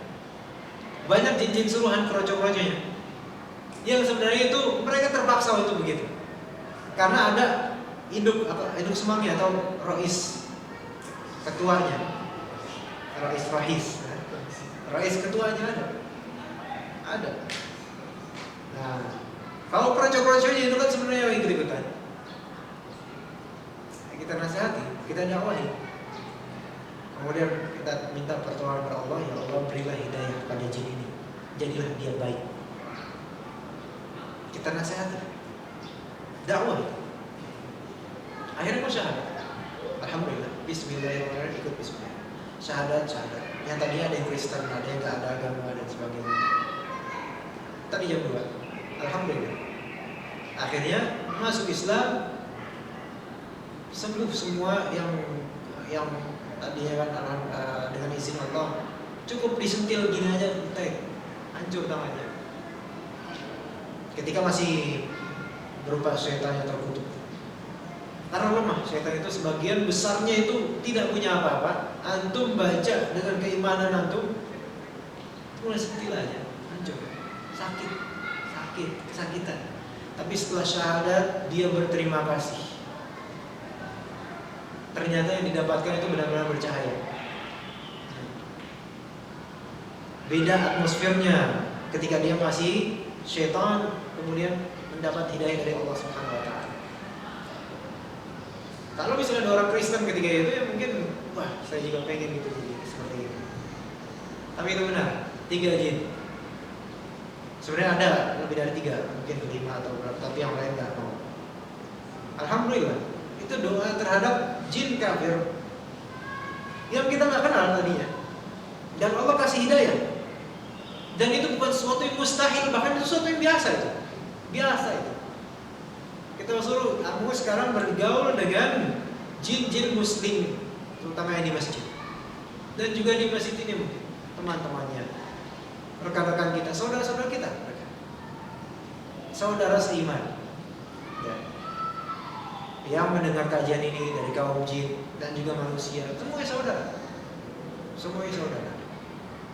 Kita saling berdakwah satu sama lain, yaitu kepada manusia yang kafir, dan juga pada manusia muslim, dan juga jin pun begitu, punya tugas. Tapi ya di sini tugas kita ya bukan kita mencari jin mana jin, kemudian memasukkan mediumisasi, masuk, kemudian siapa ini? Nah, kemudian tobat kamu, yang undang siapa? Yang masukin siapa? Gitu kan? Buat apa dimasukin? Kayak gak ada kerjaan. Ya jin biarin aja, jin bebas. Kalau dia masuk macam-macam, baru kita kasih ancaman. Itu jangan justru kita nyari perkara ke tempat serem, misalnya ini kan lumayan nih, kosong nih. Banyak itu di situ. Banyak. Taruh itu di sana. Prabowo taruh di sana. Nah, antum taruh di sana, ujiannya kesurupan. Nah, baru siapa ini? Ayo taubat kamu. Apa urusannya? Gitu kan? Gak ada kerjaan. Nah, kecuali bagi yang memang tiba-tiba kesurupan dan sebagainya itu layak kita dakwah. Ya. Baik. Atau ini memang menurut ya? Ya, tanya jawab. Ya.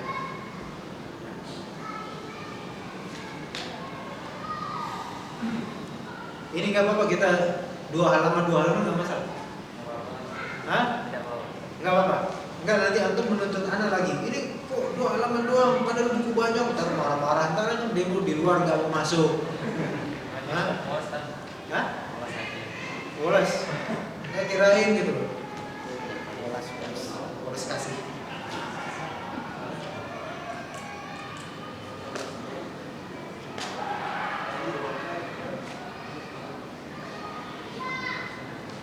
Mengenai perkataan di akhir majelis khutbah, yang benar dari Allah dan yang salah dari saya dan dari syaitan, itu memang berisi pengakuan kepada Allah, perendahan kepada Allah, tapi itu dengan kepada manusia. Juga bagaimana dengan perendahan diri kepada manusia ini ya? Karena dia manusia ini. Kita manusia hanya merendah hati kepada manusia. Rendah hati dengan rendah diri beda nggak? Beda. Kalau rendah hati itu berarti apa ya? Apa rendah hati? Rendah hati itu hanya untuk hati terhadap manusia. Kalau rendah diri, gimana bedanya? Bagaimana membedakan? Apa bedanya rendah hati dengan rendah diri? Dua-duanya tawadhu dan juga tentang takabur dan tawadhu, ya kan? Nah, apa di sini bedanya rendah hati dan rendah diri? Gimana? Kalau misalnya rendah hati itu wajib untuk manusia terhadap manusia, gitu. Tapi kalau misalnya rendah diri itu wajib terhadap manusia di hadapan Allah. Dan yang otomatis jika seseorang merendahkan diri pasti hatinya rendah, gitu. Begitu? Atau gimana? Ini istilah bahasa Indonesia aja sebenarnya. Ya enggak? Di dalam bahasa Arab apa arti rendah diri dan rendah hati? Ya tawadhu, udah selesai. Nah, sekarang apa batasannya kita merendahkan diri di hadapan Allah dengan merendahkan hati di hadapan manusia? Batasnya masing-masing ada. Merendahkan hati di sini apa? Kalau merendahkan hati, takabur itu juga tidak boleh. Tetapi kalau misalnya merendahkan diri, meninggikan diri ya. Tetapi meninggikan diri dalam artian harga diri itu wajib. Aja. Ya enggak? Harga diri muslim dengan muslim lainnya ada, terlebih di depan kaum kafir.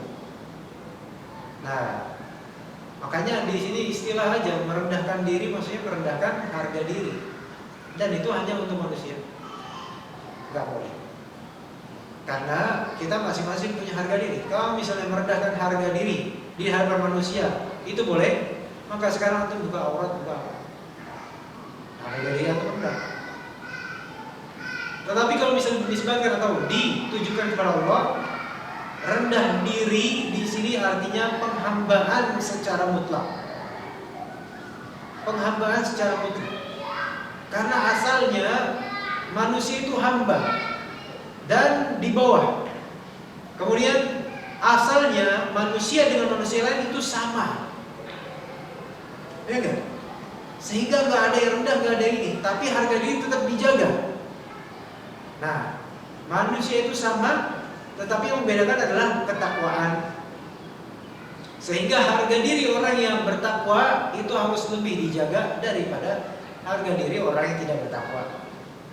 Sementara rendah hati itu berkaitan dengan segala hal, yaitu tidak sombong. Tapi ini hanya masalah istilah. Hanya masalah istilah yang bisa diracik sendiri masing-masing, itu paham insyaallah. Yang bisa dijaga nantinya. Bagaimana cara menanamkan tauhid pada orang yang baru mengenal Islam? Mengenal Islam ada dua.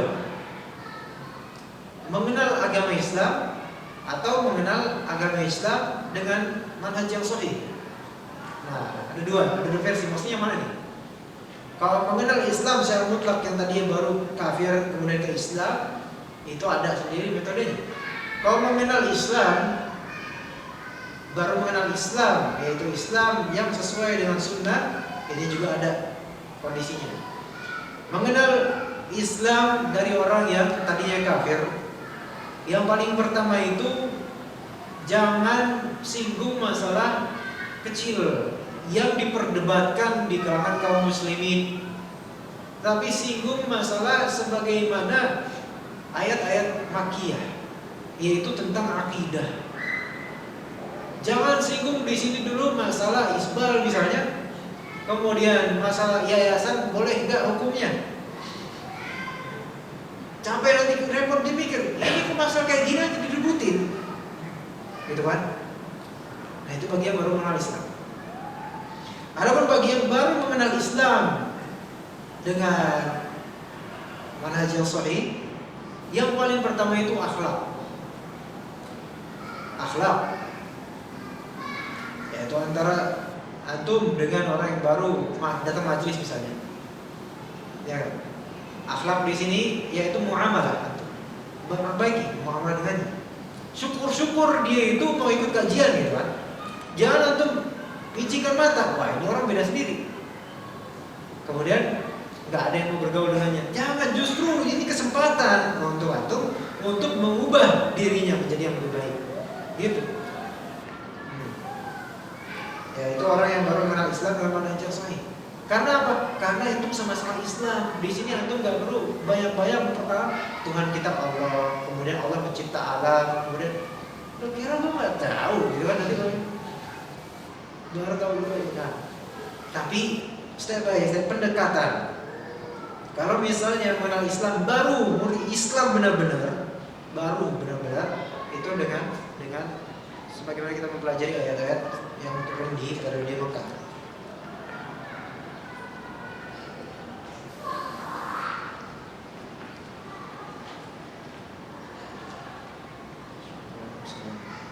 Saya ingin bertanya, bolehkah seseorang menghindar dari temannya untuk tinggal bersama dalam satu pekerjaan karena ia khawatir timbul sifat hasad padanya, namun dia tetap bersikap baik ketika di belakang atau dia sedang bersamanya dan mendoakan yang terbaik untuknya? Antum paham pertanyaan ini? Atau antum juga tidak berusaha untuk memahaminya? Paham nggak? Tidak paham. Bolehkah seseorang menghindar dari temannya untuk tinggal bersama dalam satu pekerjaan karena ia khawatir timbul sifat hasad pada teman tersebut atau pada dirinya? Gak tahu nih, ini kembali ke siapa domirnya ini. namun dia tetap bersikap baik, baik ketika di belakang atau dia sedang bersamanya, dan mendoakan yang terbaik untuknya. Oh mungkin saya ini, dia ini.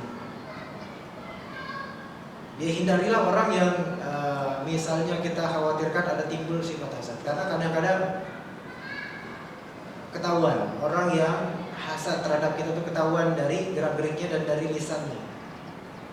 Dan sepertinya ada isyarat sinyal-sinyal dari matanya orang yang hasad. Tapi sebagian orang nggak bisa membaca itu. Sebagian orang nggak bisa membaca itu. Nah, yang seperti ini sebagian memang terutama kaum perempuan yang mudah hasad. Itu hindarilah berbicara dengan orang-orang seperti itu. Hindarilah meskipun dalam urusan membela bahkan. Dalam urusan membela diri atau membela teman bahkan. Misalnya ada teman, ini untuk perempuan terutama.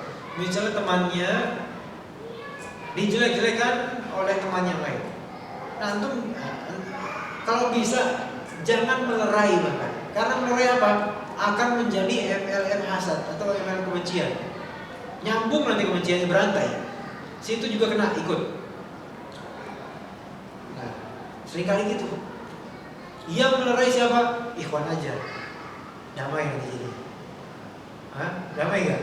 Atau bakal timbul yang lebih seru lagi? Kalau bisa cari yang berwibawa dari orang tua, kok ada perceraian atau hal seperti ini antara akhwat. Ya, karena perseteruan antara wanita dengan wanita, jambak-jambakan, main adu dan sebagainya, itu nanti akan ada dua kubu, imma ini, imma ini. With us or against us, itu aja. Kalau misalnya situ membela sana, berarti situ sama sana, berarti situ musuh kita. Itu seperti itu banyak terjadi, terutama di jaring sosial. Yang mana satu sama lain sebenarnya belum pernah bertatap muka, tapi terjadi. Nah, ini hasad antara satu dengan lainnya kemudian terumbar kemana-mana. Dan itu setan bermain di situ. Setan bermain di situ. Bahkan syaitan sendiri pun dari kalangan jin bisa hasad kepada manusia, kemudian menyerang manusia. Terutama kaum wanita, terutama yang cakep, terutama yang punya kelebihan. Itu bisa jin atau dari syaitan dari kalangan jin yang perempuan, yang seumur dengannya, itu bisa. Kemudian terkena ain dan sebagainya. Itu bisa seperti itu. Jadi hindarilah teman yang seperti ini, dan juga hindari membicarakan dia di hadapan orang lain. Ya, karena jangan antum kira antum berbicara tentang orang lain. Ya, misalnya antum bicara tentang antum, di belakang antum bicara tentang antum, di belakang antum. Setan mendengar, kemudian setan mengabarkan kepada antum. Itu yang dinamakan nanti kena, nanti pandangan matanya itu kena. Ngerti gak sih maksudnya? Kayak gitu. Jadi ana bicara tentang dia di depan antum, dia pada setan dengar. Ya setan melihat kita, dan kita melihat setan dari kalangan jin. Kemudian setan menghembuskan ini ke dia, ditambah-tambahin, dikompor-komporin. Akhirnya lama-lama kok ada perasaan ketika dia melihat ana juga gak suka, dan ana juga gak suka dia. Itu jadi nantinya. Jadi gitu caranya. Maka hati-hati dengan kontak mata. Hati-hati dengan kontak mata. Nah, insya Allah di sini ketika anak berkontak mata nggak ada yang seperti itu ya.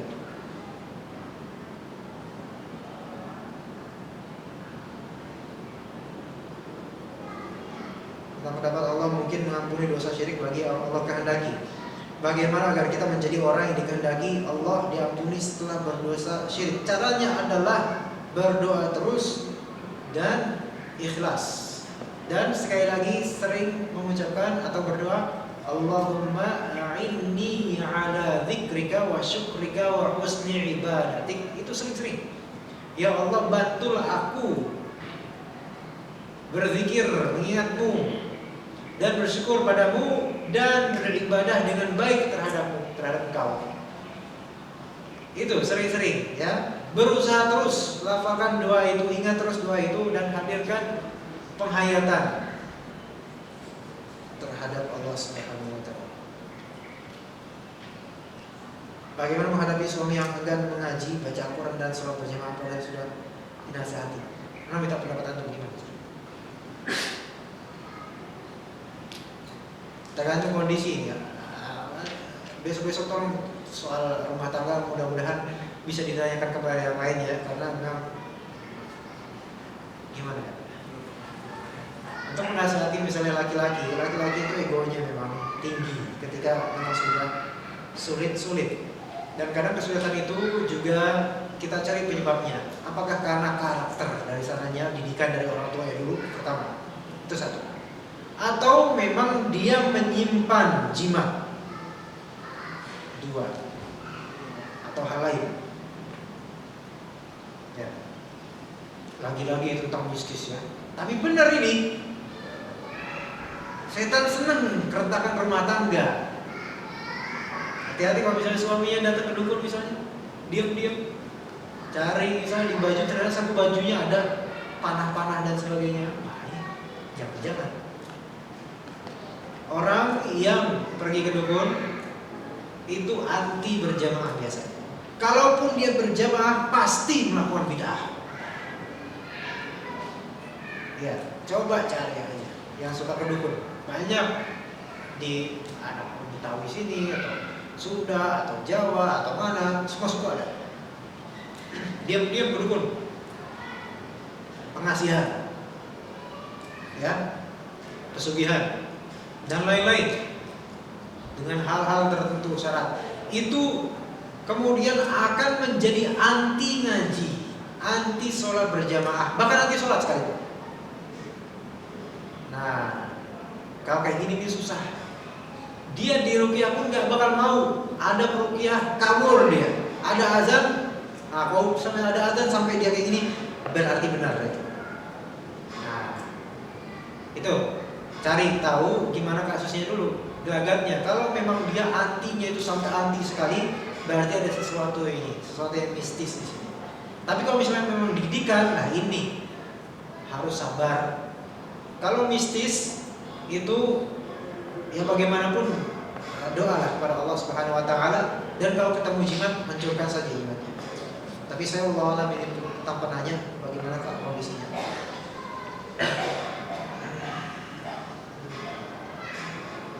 Maksudnya apa ini, bagaimana urutan berdoa dalam sujud, maksudnya gimana? Subhan rabbiyal a'la. Apakah tetap membaca selawat atau boleh tidak membacanya, maksudnya gimana? Saya nggak ngerti. Jika ada doa lain, Ustaz.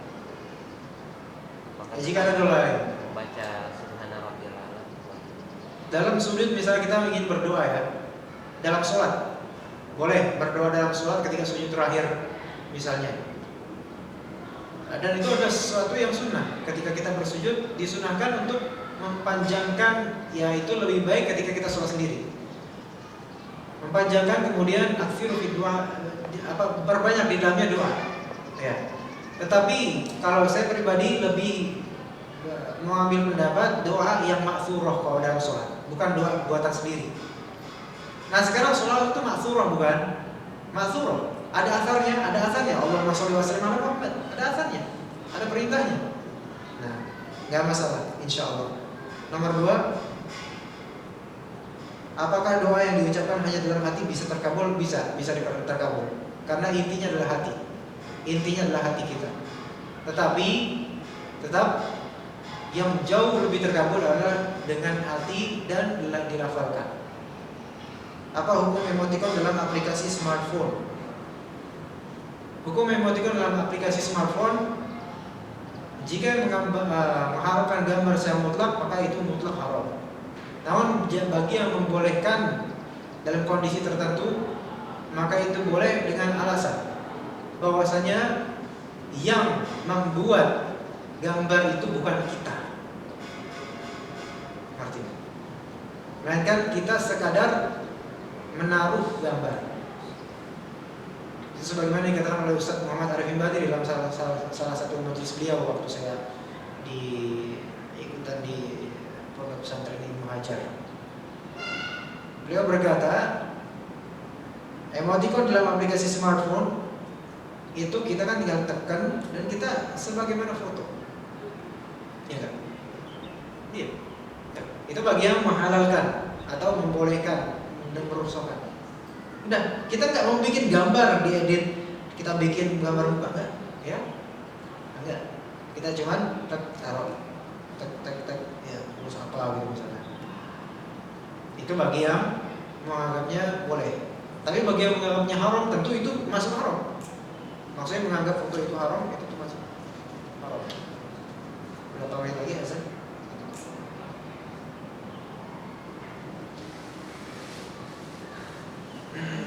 Bagaimana menghadapi sikap orang-orang kafir yang sudah memberi statement buruk kepada bangsa-bangsa Arab dan Islam?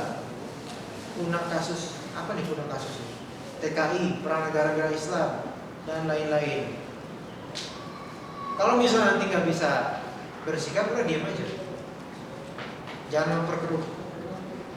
Kalau nggak punya pendapat, nggak punya argumen yang bisa membuat mereka sedikit berpikir, nggak usah. Kalau diemin aja. Urus hal lain. Misalnya urus suami yang bisa sholat misalnya atau gimana, itu lebih baik. Kapan saja kita dianjurkan membaca Sayyidul Istighfar? Di sekarang misalnya sore setelah asar sampai menjelang maghrib, dan juga di pagi hari dengan waktu yang panjang sekali. Tapi bukan berarti itu membaca Sayyidul Istighfar berapa kali?